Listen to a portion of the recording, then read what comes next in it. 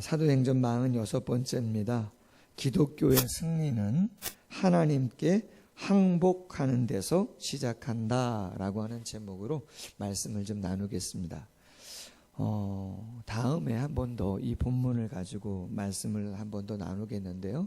그것은 교회도 그렇고 가정도 그렇고 어떠한 문제가 발생했을 때 그 문제를 어떻게 덕스럽게 은혜스럽게 성경적으로 어떠한 절차를 밟아서 잘 풀어가야 하겠는가라고 하는 관점에서 다음에 그런 관점으로 말씀을 한 번 더 나누도록 하고, 오늘은 설교 제목대로 기독교의 승리는 하나님께 항복하는 데서 시작한다라고 하는 제목으로 말씀을 먼저 한번 나누겠습니다.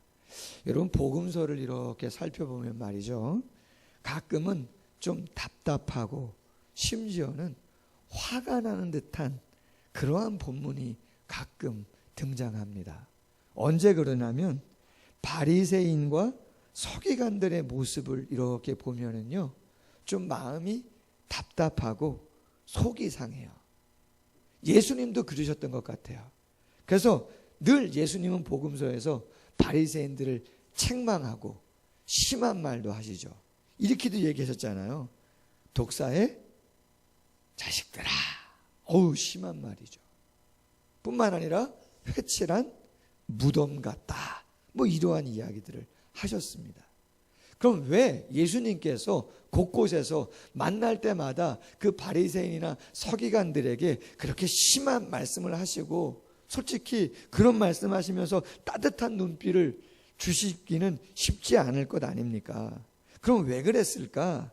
뭐 여러 가지로 이야기를 할 수 있겠지만 중요한 것 한 가지, 오늘 본문과 연관해서 생각해 본다면 이런 거죠. 그들은 늘 자기들의 의를 붙잡고 삶을 살았던 사람들이에요. 자랑거리를 늘 가지고 살았던 사람들이라는 거죠. 심지어 기도를 해도 회당이나 길거리, 시장, 많은 곳에서 서서 큰 소리로 기도해요. 근데 기도의 내용을 가만히 들어보면 다 자기 자랑인 것이죠. 오늘 너무나 제가 기도문을 한번 집사님 한번 주셨으면 좋겠다고, 할렐루야, 그렇게 요청하고 싶을 정도로 내 나이 60이 되면 할렐루야, 한번 인터넷 뒤져보세요. 좋아요. 그런데 바리새인과 서기관들의 기도는 뭐냐면 이런 거죠. 내가 금식을 며칠 동안 했고 10의 1을 얼마나 철저하게 드렸고, 심지어는 다른 사람과 비교하면서 저 세리와 같지 않음을 감사한다고 이야기하면서 막 사람 많은 데서 큰 소리로 자기 자랑하는 거예요. 그러니까 늘 예수님이 말씀하시는 거하고는 상충되는 거죠. 여러분, 예수님은 뭐라고 말씀하세요? 누가복음 9장 23절에서 이렇게 말씀하세요. 아무든지 나를 따라오려거든 자기를 부인하고 날마다 자기 십자가를 지고 나를 쫓을 것이니라. 할렐루야. 예수님은 말씀하시는 거예요. 누구든지 당신을 따라오려거든, 당신의 은혜 안에, 당신의 능력 안에 정말 당신과 함께 동행하는 삶을 정말 충만히 경험하고 싶다면 먼저는 자신을 부인하라는 거예요. 여러분, 그 자기 부인 안에 많은 영적인 의미가 담겨 있겠지만 그 자기 부인은 첫째가 나는 그 무엇인가를 할 수 없는, 하나님 앞에 서기에 부족한 그러한 연약한 사람입니다 라고 하는 것을 먼저 인정하는 것인 줄로 믿습니다. 그리고 그 인정을 늘 날마다 십자가 앞에 내려놓고 못 박으면서 하나님의 은혜와 긍휼이 아니면 살아갈 수 없다고 고백하는 것이 신앙인의 진정한 모습인 거죠. 그래서 바울도 고백합니다. 갈라디아서 2장 20절, 내가 그리스도와 함께 십자가에 못 박혔나니 그런즉 이제는 내가 산 것 아니요 내 안에 누가 살아요? 그리스도께서 산 것이라. 신앙생활은 내가 기도하고 내가 봉사하고 내가 헌금하고 내가 애쓰는 것 같지만 그것이 아니고 내 마음의 가장 중심의 깊은 곳에 있는 것은 내가 애쓰는 것 같지만 하나님이 말할 수 없는 은혜와 사랑으로 나와 함께 하셔서, 할렐루야, 그 은혜가 귀하기에 누가 뭐라고 이야기하는 것 유념해야 될 때 있겠지만, 그러나 내가 할 수 있는 대로 기쁨으로 감당하며 가는 것인 줄로 믿습니다. 한마디로 예수의 사람은 누구냐? 자신을 십자가에 못 박는 사람. 무엇을 못 박는 거냐? 자신의 의를 드러내고 자랑하려는 자신의 교만을 못 박는 것이고, 그 안에서 평안과 기쁨과 능력을 얻는 거다. 그래서 혹자는 말합니다. 그리스도인이 능력을 얻는 길은 자신의 무력을 인정하고, 무력, 힘이 없다 이 말이죠. 오직 하나님을 의지하는 데서 시작되는 것이다. 여러분, 바울이 누구보다 주의 일을 열심히 했는데 그의 신앙이 깊어지는 모습을 보게 되어져요. 어디서 보느냐? 그가 많은 서신을 썼잖아요. 그가 아주 빠른 시간에 썼던 것은 주후 48년경에 쓴 갈라디아서입니다. 데리올이라는 사람은 13권의 바울 서신 가운데 갈라디아서가 가장 먼저 써졌다고 생각하는데, 그 갈라디아서를 쓰면서 자신을 뭐라고 표현하냐면 이렇게 표현합니다. 사도 바울. 자신을 뭐라고 표현했다고요? 사도 바울. 그렇게 표현했어요. 나는 사도야, 나는 사도야, 그렇게 강조했다는 거예요. 근데 그 조금 후에 55년경에 쓴 고린도 전서에서는 뭐라고 이야기하냐면 이렇게 이야기합니다. 나는 사도 중에 지극히 작은 자다. 처음에는 사도를 강조했는데 그 다음에 뭘 강조해요? 사도긴 사도인데 나는 좀 지극히 작은 자다. 그리고 나서 주후 63년에 쓴 에베소서에서는 이렇게 말합니다.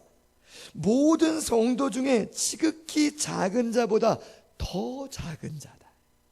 사도라는 말은 쑥 빠지고 성도들 가운데서도 더 적은 자다. 그리고 나서 한참 후에 또 기록이 된 디모데 전서 1장 15절에서는 이렇게까지 이야기합니다. 나는 죄인 중에 괴수다 이야기하는 거죠. 여러분, 그렇다고 해서 자기 자신이 죄인 중에 괴수라고 해서 바울이 전도를 안 했습니까? 핍박을 감당 안 했습니까? 기도를 안 했습니까? 사랑을 덜 했습니까? 아닙니다. 그는 늘 언제나 최전선에서 그 모든 걸 감당하며 애를 쓴 사람이에요. 그럼에도 불구하고 하나님의 은혜와 능력은 늘 바울과 함께해서 놀라운 역사들을 이루어 가는 줄로 믿습니다.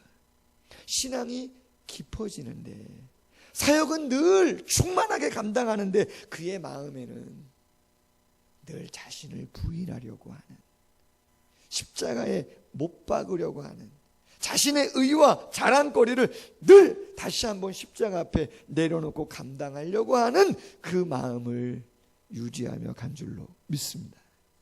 그래서 그가 고린도후서 12장 9절에서 이렇게 고백했죠. 나의 여러 약한 것들에 대하여 자랑하리니 이는 그리스도의 능력으로 내게 머물게 하려 함이라. 내가 약할 그때에 곧 강함이라. 할렐루야. 여러분, 구원이라고 하는 거, 그리고 구원받고 그 다음에 성도의 삶을 살아간다라고 하는 거, 구원의 방법과 조건도 우리의 의나 행함과 노력이나 공로는 아닌 줄로 믿습니다. 그리고 구원 이후 그 다음의 삶도 우리가 최선을 다해서 100%의 노력을 애쓰는 거지만, 기본적인 베이스는 내가 노력하고 내가 애쓰지만 그것에 대한 한계와 약함은 누구보다 뼈저리게 잘 알고 있기 때문에 하나님의 은혜와 능력이 임하여야 됨을 우리는 고백하지 아니할 수 없는 줄로 믿습니다. 근데 문제가 뭐예요? 그렇게 생각하지 않는 사람들이 있다는 거예요.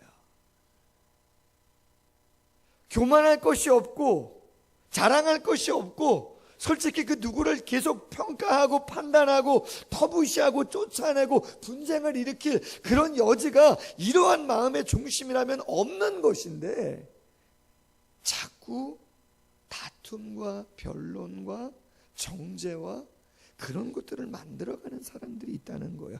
초대교회 안에도. 그게 누구예요? 오늘 1절에 어떤 사람들이, 5절에 그 어떤 사람은 바리새인들임을 이야기하고 있는 거죠. 복음서 안에서는 그렇다 하더라도 이제 성령이 임하고 교회가 탄생했고 성령의 능력으로 복음이 힘있게 전해지자 제사장의 모든 도도, 제사장의 많은 사람들도 십자가의 도 앞에 무릎을 꿇었다면 이제는 자신들의 공로와 의와 이 모든 걸 내려놓고 겸손히 오직 십자가와 사랑과 은혜를 구하며 높여야 되는데 그러지 않아요.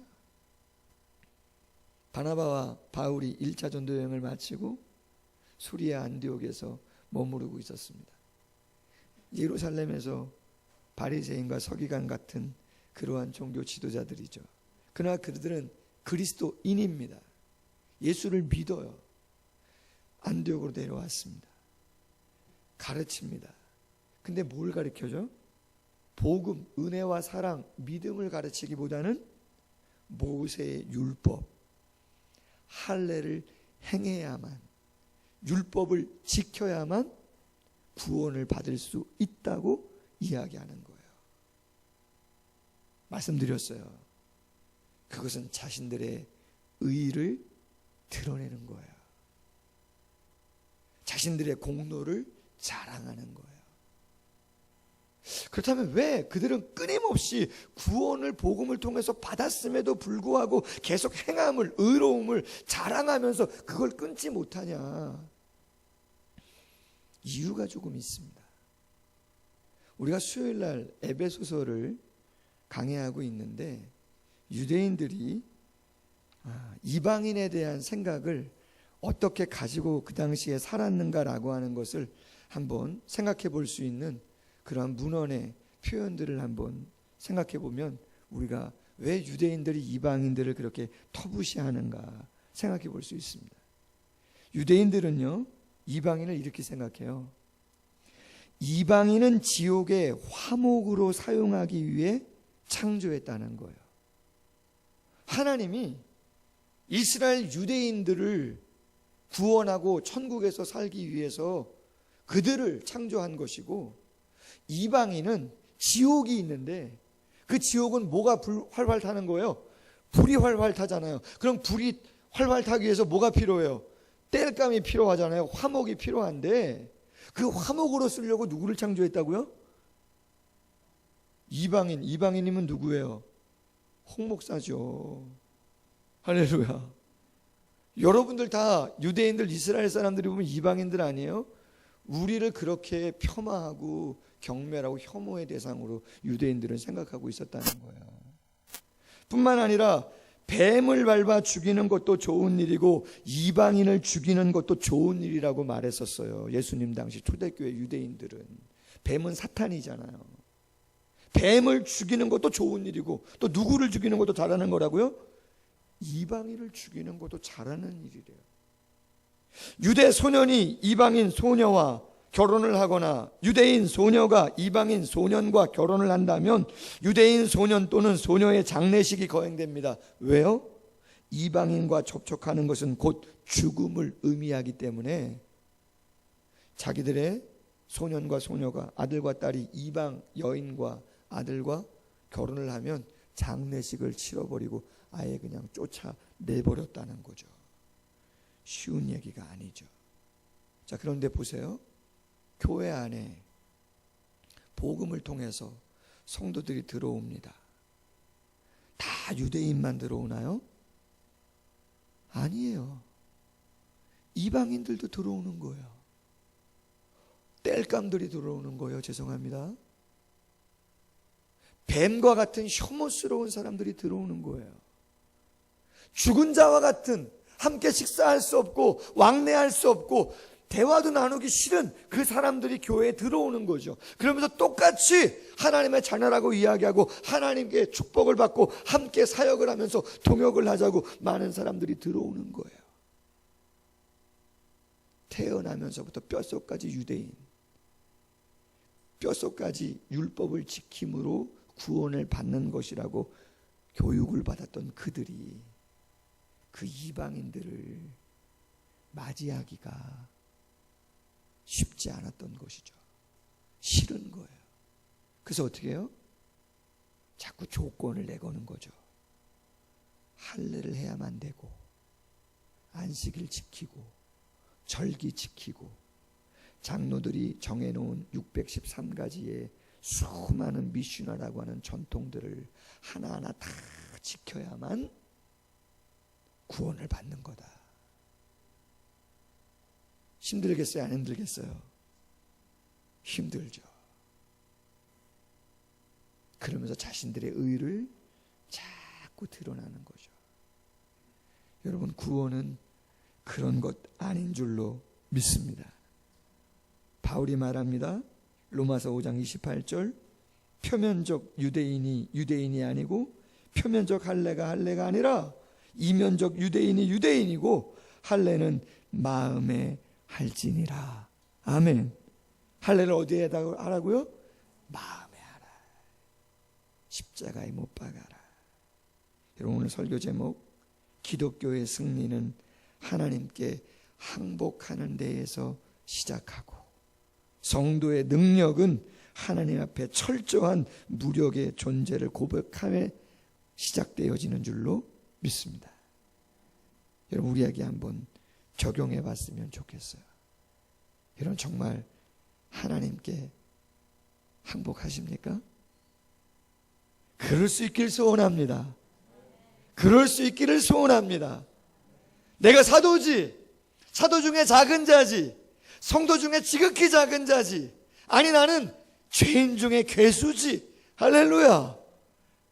열심히 일을 하지만, 열심히 노력하지만 오직 드러나는 것은 예수 그리스도의 십자가가 되기를 소원합니다.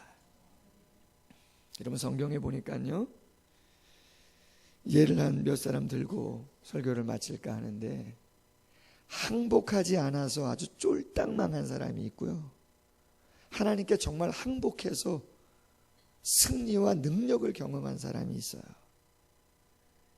항복하지 않아서 쫄딱 망한 사람 대표적인 사람이 누구냐면요, 바로라는 사람이에요. 누구라고요? 바로왕. 애굽의 바로왕 있잖아요.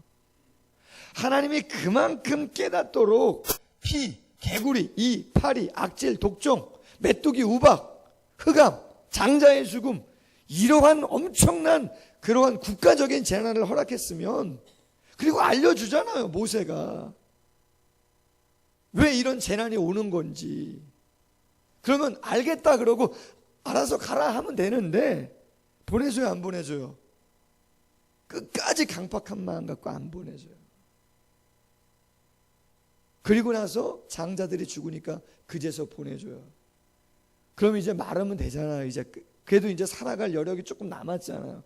근데 어떻게 해요? 항복해요, 안 해요? 항복 안 해요. 항복은 뭐예요? 두 손을 들어야 되는데 항복하지 않잖아요.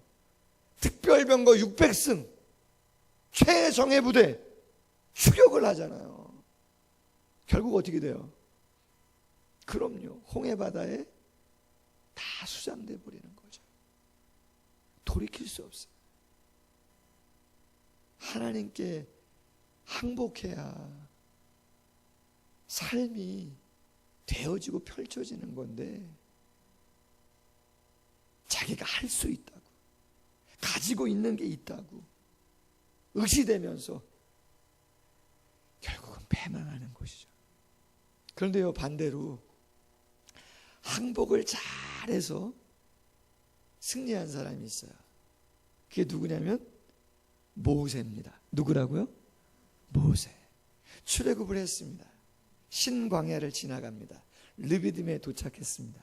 그런데 못된 족속, 아말렉 족속이 쳐들어왔습니다. 출애굽기 17장 말씀이죠. 전쟁을 해야 되는 거예요. 전쟁은 이겨야 돼요, 져야 돼요? 이겨야죠. 지면 어떡해요?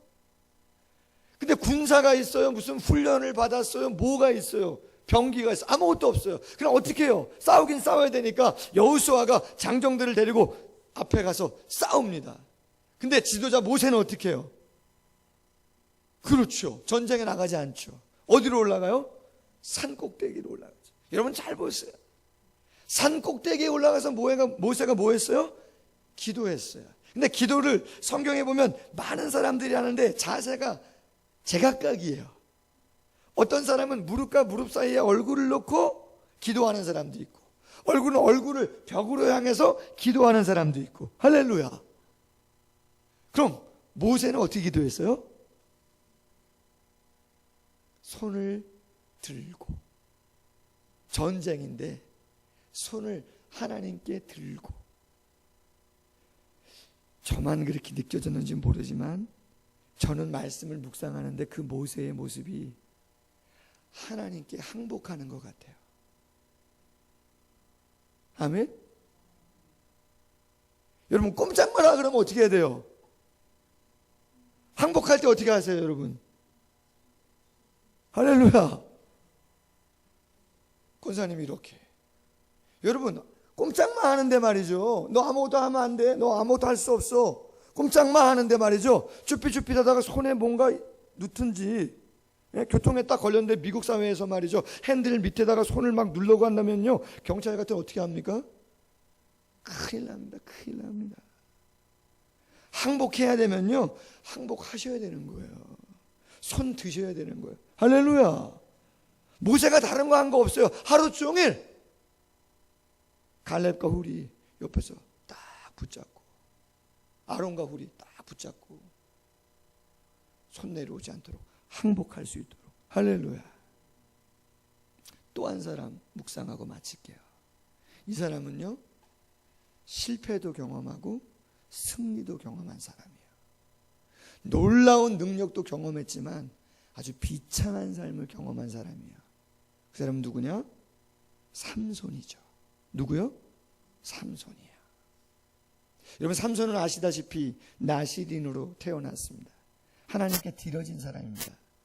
나시린은 구별된 사람으로 독주를 마시면 안 됩니다. 주검을 만지면 안 됩니다. 이방 여인과 결혼을 해도 안 됩니다. 또 한 가지 결정적인 게 뭐예요? 머리에 삭도를 대면 안 됩니다. 그렇게 잘 자랐습니다. 그래서 블레셋이 이스라엘을 핍박할 때마다 삼손이 나서서 놀라운 능력을 행한 것이죠. 승승장구했습니다. 누구도 삼손을 제어하지 못하는 거죠.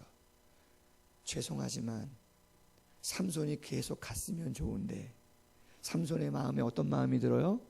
해이한 마음이 들고, 하나님을 의지하지 않는 마음이 들고, 힘의 원천이 자기 자신인 것처럼 생각하면서 하나님이 금했던 독주도 마시고 시체도 만지고 이방 여인과 결혼됐다가 깨지기도 하고 또 들릴레라고 하는 여인을 사귀기도 하고, 마지막에는 뭐예요? 삭도도 사용하고. 그래서 결국 어떻게 됩니까? 비참하죠. 힘은 다 빠지고 결박되고 끌려가서 두 눈이 다 빠져요.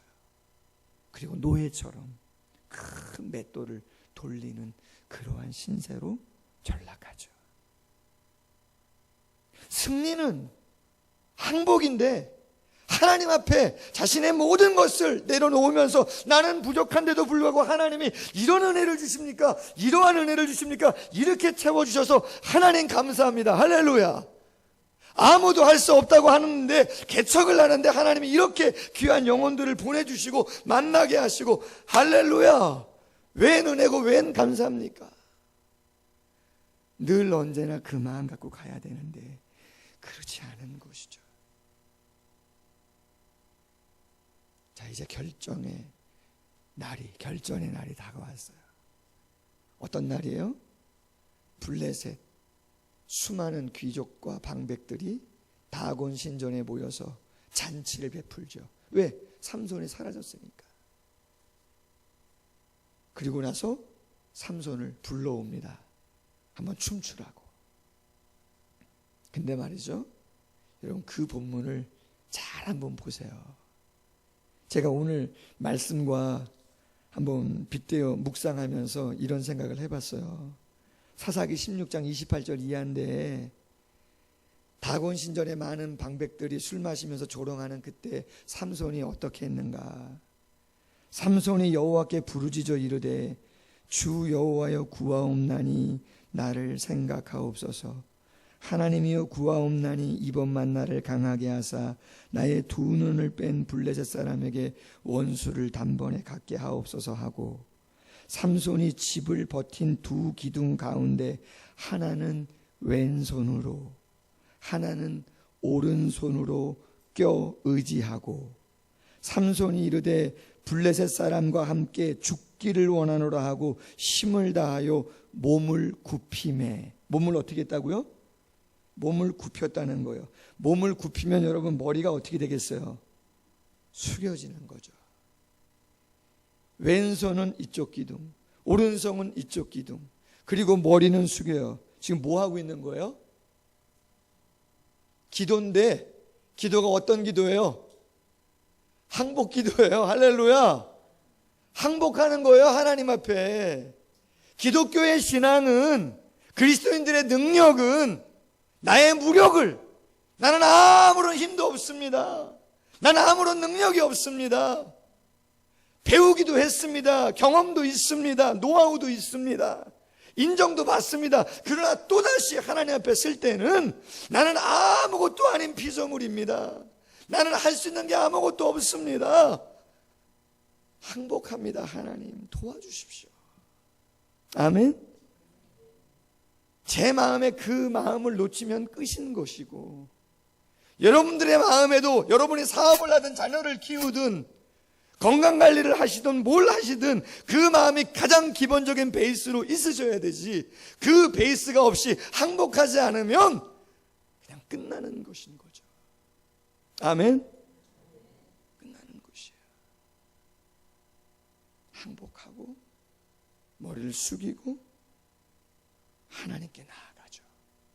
성경이 이렇게 되잖아요. 그 집이 곧 무너져 그 안에 있는 모든 방백들과 온 백성에게 덮이니 삼손이 죽을 때에 죽인 자가 살았을 때에 죽인 자보다 더욱 많았더라. 할렐루야. 말씀을 맺습니다. 여러분, 예수님이 왜 복음서에서 좀 한 번쯤은 위로해도 되고 좀 잘 말씀하셔도 되는데, 굳이 독사의 자식들을, 회칠한 무덤을, 그렇게 그들을 핀잔을 주시면서 그렇게 강하게 말씀하시나? 그리고 오늘 본문, 왜 그 초대교회가 변론과 다툼으로 인해서 깨어지는 어려움을 겪게 되어지고 그 공동체를 다시 한번 어떻게 해야 세워갈까 고민하게 되어지는가? 그 중심엔 늘 자기가 가지고 있는, 하고 있는 것에 대한 의를, 자랑을 내세우는 바리새인들의 마음이 있었기 때문인 것이죠. 구원은 절대 우리의 행위나 의로움 아닌 줄로 믿습니다. 구원 그 이후의 삶도 최선을 다하는 삶은 있지만 가장 기본적인 베이스는 하나님의 은혜와 긍휼이 되어야 하는 줄로 믿습니다. 바울이 고백합니다. 나의 여러 가지 약한 것들에 대하여 자랑하리니 그리스도의 능력으로 내게 머물게 하려 함이라. 내가 약할 그때에 곧 강함이니라. 할렐루야. 기독교의 승리는 하나님께 항복하는 데서 시작하고, 우리의 능력의 비결은 자신의 무력을 하나님 앞에 내려놓고 인정할 때 이루어지는 것임을 기억하면서 그 능력의 역사를 써가는 모두가 되기를 주님의 이름으로 소원합니다.